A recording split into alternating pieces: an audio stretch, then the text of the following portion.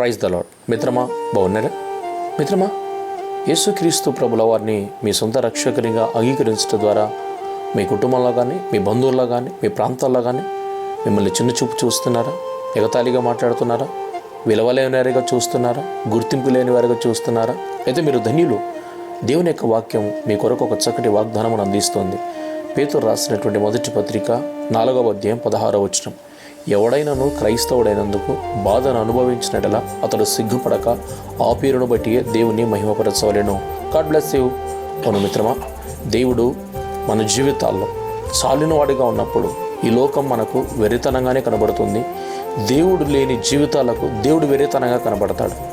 దేవుణ్ణి ఎరిగి ఈ లోకంలో మనం అనుభవిస్తున్న ప్రతి శ్రమకు ఖచ్చితంగా ఒకనొక దినమున ప్రతిఫలం ఉంది. క్రైస్తవుడిగా ఈ లోకంలో బ్రతుకుతున్న మనకు ఈ భూలోకంలో స్థిరమైనటువంటి బహుమానాలు ఏవీ ఉండవు. మన కొరకు పరలోక రాజ్యంలో దేవుడు స్థిరమైన బహుమానాలు సిద్ధపరిచినాడు. దేవుని నమ్ముకొని ఆయన కొరకు నువ్వు శ్రమలు అనుభవిస్తున్నావా? నువ్వు ముమ్మాటికి ధన్యుడవు. నీ కొరకు జీవ కిరీటం ఉంది.